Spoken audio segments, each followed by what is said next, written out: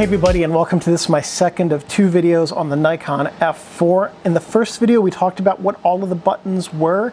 In this video we're going to talk about how to use every last one of them. But first what we're going to do is we're going to show you some of the basic operations. First thing is I'm going to show you how to mount and unmount a lens from the Nikon F4. So this little silver button right here is your film unmounting and mounting lens. Well, unmounting really, it's your film lens release. It's your lens release lock. So push this button in towards the body, and now you can rotate your camera clockwise and take it off. If you did not push this button in, you couldn't, if your lens was properly mounted, you wouldn't be able to unlock it and take it off of the camera. Here is the lens. Here's a white dot, a white index dot, and coincidentally, there is a white dot next to your focusing scale on your lenses. Typically there's a white dot. But what you're going to do is line up either this dot or the focusing scale, the focusing marker, with this white dot here. And now you're going to rotate it until this lens or this lens release button pops out and you hear a click and you can't remove the lens. Next thing we're going to do is load film. But first I need batteries. So next thing we're going to do is change the batteries. This camera doesn't have any batteries in it right now, and the process for changing batteries is slightly different with each of the grips. This grip uses 6 AA batteries. So what you'll do is take, and you can see one thing on this grip right here, with AA's are really prone to leaking. You want to make sure you don't leave your AA's in the battery chamber if you're not using the camera. You might be able to see here how there is some leakage. There we go. You might be able to see that leakage there on the battery grip, battery housing rather. And that's because whoever owned this camera before me left batteries in it for years. It was a real nightmare to get them out and get them cleaned. And one problem with leaky batteries is that the alkaline solution, the basic alkaline solution in it, can travel through electronic components. It can follow wires inside of your camera. So one thing that can happen with these F4s especially, it's just a design flaw, is that if the battery leaks, it can follow, the leaking goo can follow the cables into other parts of the camera and do really significant damage to operating parts of the camera and electronics. Just a design flaw in the way these were made. And because of that, this camera periodically, this specific one, has a handful of unpredictable glitches just in the way it works. And that's just part and parcel to having a camera that has had a leaky battery. So now we've got the batteries in there, in the camera. That's how you put them in. You just take off the grip off, and on this battery chamber, the battery caddy, put the batteries in according to the indications in the components and put it all back together. So if we go to single shot, okay. So I think it's working now. There it goes. Very quiet shutter. Let's load film here. I've got the shutter speed set manually, so that should help a little bit. And what we're going to do to load the film is open up the film back. We're going to take a roll of film and just drop it right in here. Put the film rewind knob back in place. That helps keep the film from moving. Here we have the film index dot, and that's going to tell us where to stop putting the leader. So the end of the leader aligns with that orange dot. Flip it shut.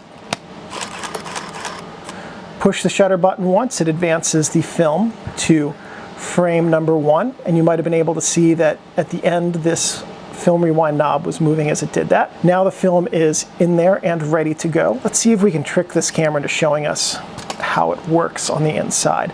So now remember, once you've loaded your film in real life, don't open the camera back because it'll ruin your film. Film is one and done. It gets an image. If it's exposed to light again before it's developed, the image that was on there is erased.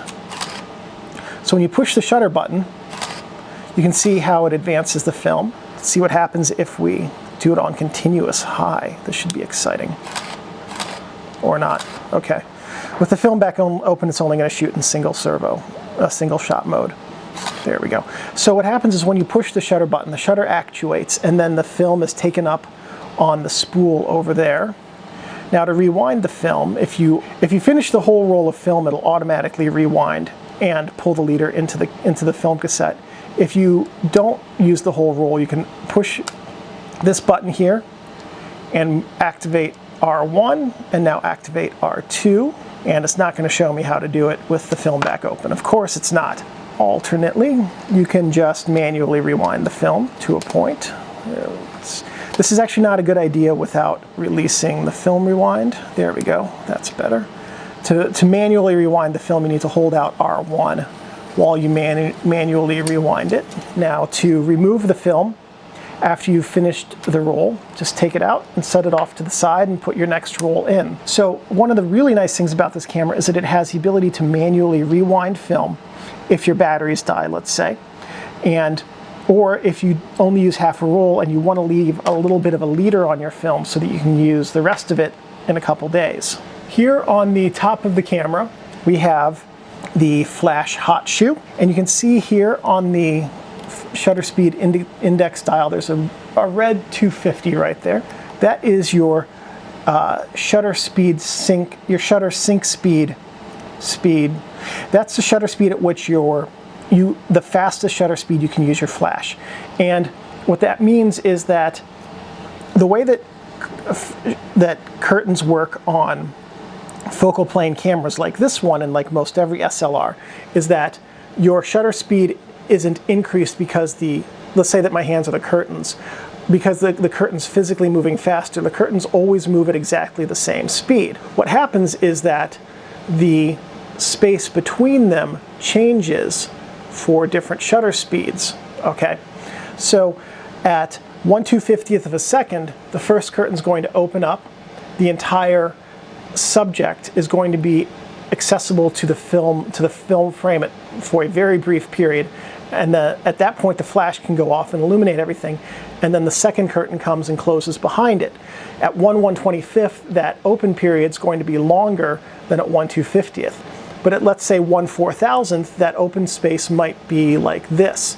So if you use 1/4000th and you take a flash photo, you're going to have part of your photo that is well illuminated, and then everything else is going to be black because it's going to be blocked by the shutter curtains. So when using a flash, you'll want to set it to either X right here, which is your X flash for automatic mode, or your 1/250th of a second. So you can use either one.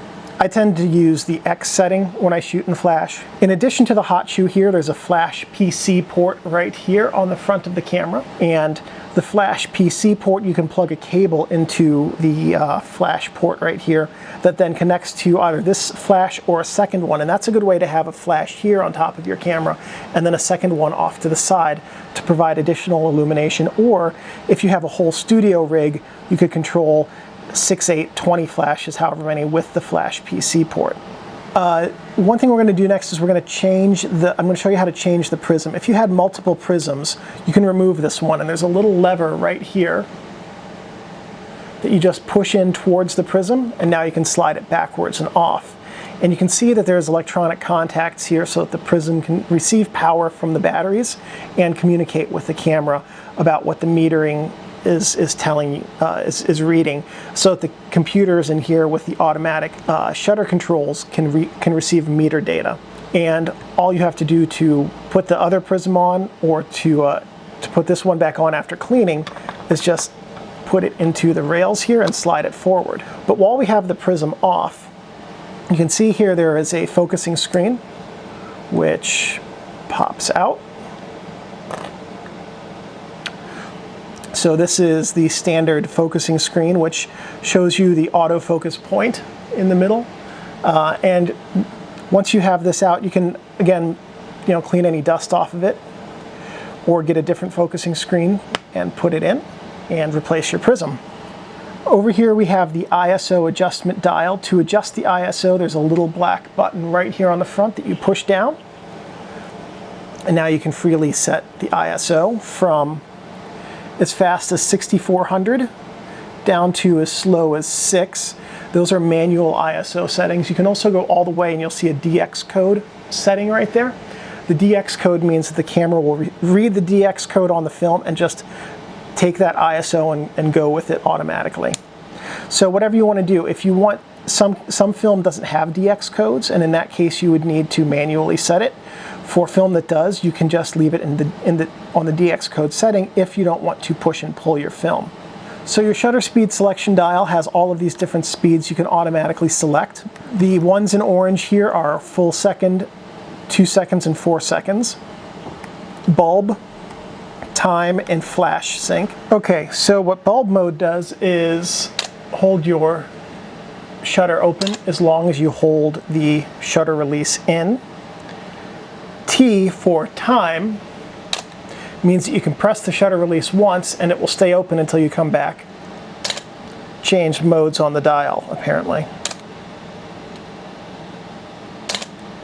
There we go. And so time is really nice if you don't have a remote release or a cable release for astrophotography, long exposure photography, using a flash in a dark room, things like that. There's a lot of really creative uses for time that make it a very good and handy shutter mode to have on your camera. So let's finish off what's up here on the top and we'll talk about all of these things. This dial right here is your exposure compensation dial, and you can adjust it from +2 to -2. Now these plus and minuses indicate the stops. So let's say that you are in manual mode and you're shooting at 1/125th of a second and your lens is at f5.6, and that is a proper meter reading, okay? If you have it in 0, good, that's going to, the camera's going to take the photo at that setting. But if you set it to +1, I'm sorry, if you set it to -1, the camera's going to remove 1 stop of light.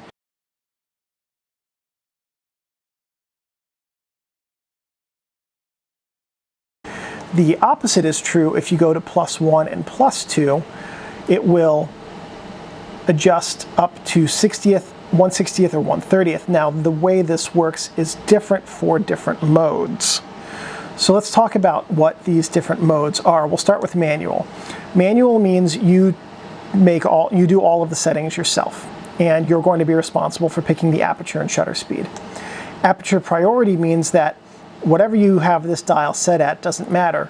When you set the aperture on your lens, the camera will pick the best shutter speed, ignoring the shutter speed dial, and shoot that way.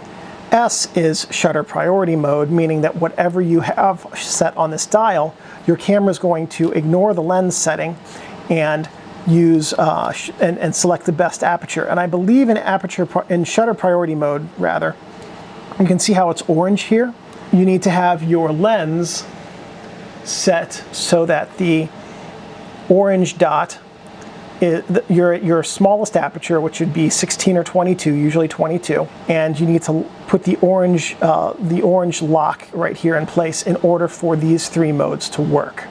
So in shutter priority, the camera will use your shutter speed and pick the best aperture as long as your lens is set up like this. P is program mode, and in this mode the camera will pick everything for you, shutter speed and aperture. And lastly we have program PH mode, which is program high speed, and this biases the camera towards high speed shooting, which means that it sets the shutter speed and aperture to bias it towards a higher shutter speed. But in order to use this, it requires an autofocus lens or an AIP lens. PH mode will not work with all cameras. I'm sorry, with all lenses. Also up here we have the drive modes. So this is lock, and in lock the camera's not going to do anything. A single shot takes 1 shot for every shutter release. CH, CL, and CS are 3 different continuous drive modes, meaning that all you have to do is hold down the button, it's going to take pictures. Now the way these work depend on the type of battery pack that you have. With continuous high, you're going to get between 4 and 5.7 frames per second, depending on your battery pack. With continuous low, you'll get between 3 and 3.4 frames per second. And with continuous silent, you'll get between 0.8 and 1 frames per second. And you can hear, let me show you the difference in sound between those. Single shot, continuous high, continuous low, continuous silent.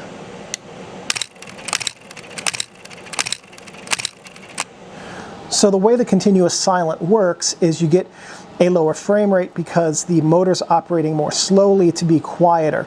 And if you notice, the shutter sound was the same between all of those, but the motor sound was much quieter on continuous silent.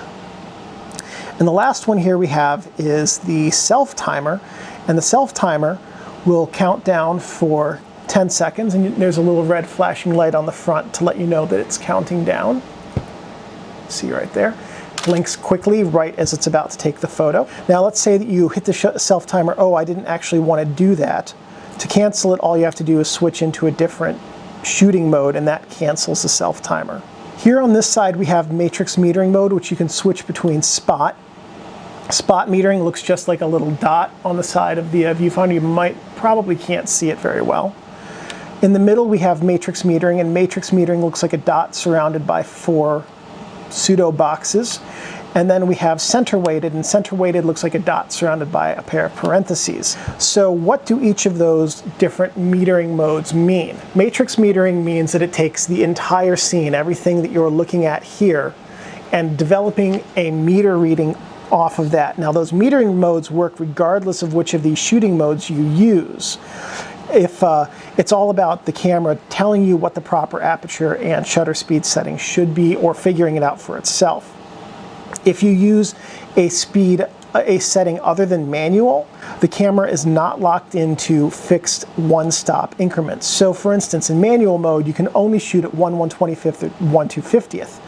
In aperture priority or any of the others, you can shoot at 1/215th. Because the camera can do that. It has a stepless shutter. In aperture priority in manual mode, you can only select the fixed aperture settings on the lens.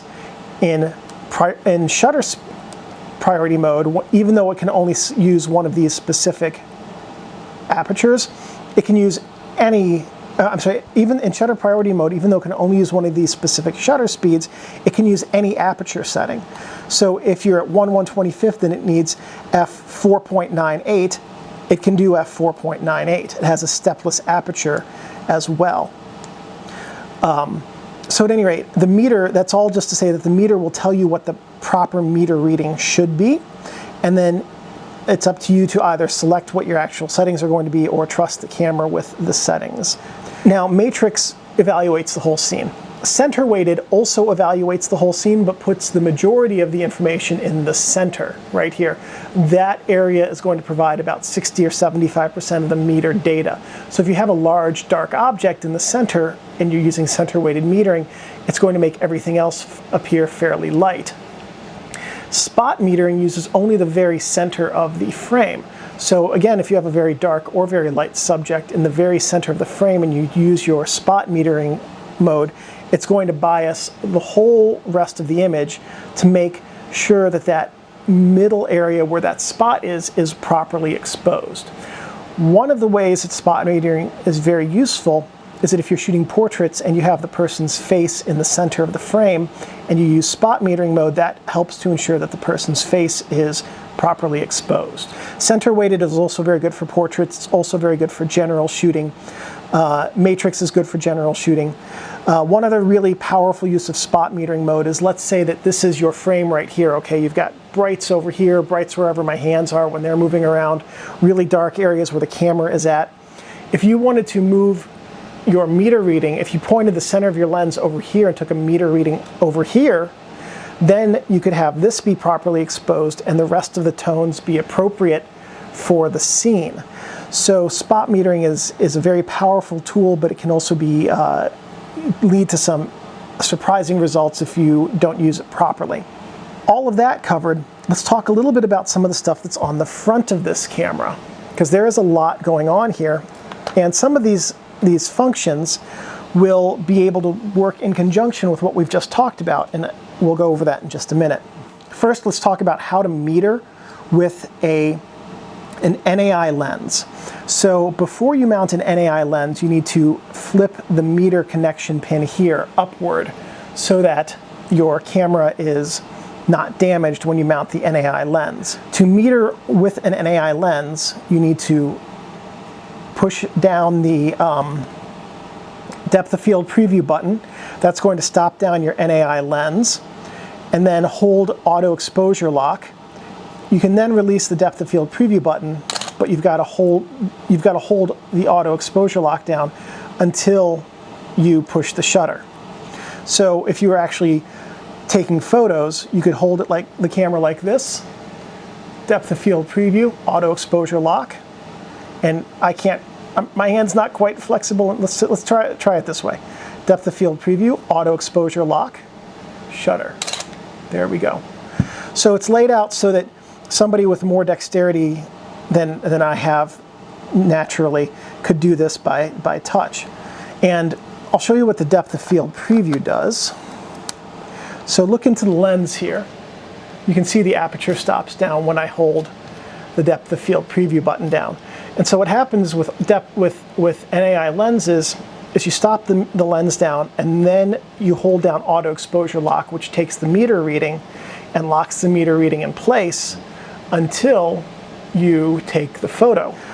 Next thing we have here, so we talked about these two. Next thing is mirror lockup. So if you're going to use bulb or time, let's say, and do an astrophoto or something in a black room with a flash, or any of a number of other really good uses, you might want to do what's called mirror lockup.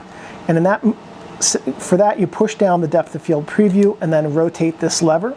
And what that does is that stops down the lens, lifts up the shutter, the mirror rather, and allows you to take pictures without the vibration of the mirror slap risking your images. This is also really, really good for macro photos where vibration is a huge issue.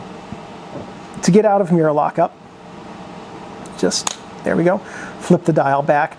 And it's important, the way that Nikon does this is very good, and it's because it's important to have the aperture stop down in mirror lockup mode, because that removes even more shutter shake, more camera shake, because you don't have the shake from the lens stopping down. So here we have the autofocus modes. M is manual focus, meaning you select the focus. S is single shot, meaning it will look for focus and then take a picture. Let's see how that works in practice.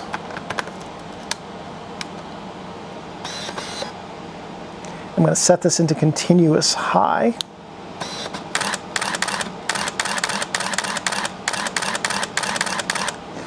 And so what's happening is it's doing it's looking for focus between the different shots. So let's try continuous. And what happens with continuous is once it finds focus, it'll allow just continuous shooting. Just like that. Let's put all of this together and take a picture with the Nikon F4. Okay, we're going to just take a basic picture, nothing super fancy here. First thing you'd want to do is select your shooting mode. Typically you won't do this between each photo, so you'll have it selected from where you want to, from what you've been shooting anyway. I like to shoot in aperture priority. Okay, so I don't even have to worry about where the shutter dial is set, because the camera is going to pick my shutter speed for me. I want to make sure that my exposure compensation is at 0, which if I've left it at 0, I don't need to worry about that each time, but at least when you first go out, you want to make sure that your exposure compensation is where you want it to be. Next, you're going to frame up your photo, make sure that it is what you want to take. If you're using manual focus, you'll focus your lens. If not, you'll let autofocus do it. Once you've got everything set and you're comfortable with it, you know you have the correct aperture for what you want to shoot, just depress the shutter button, making sure, of course, you're in the correct drive mode as well. Okay, so that's pretty straightforward, just using the viewfinder, all the settings that you want. Typically, you're not going to change settings too much. What about double exposures? Great question. Double exposures are pretty easy with this camera. All you have to do is use the double exposure lever right here. So before you take your first photo, let's pop the double exposure lever out, take the photo.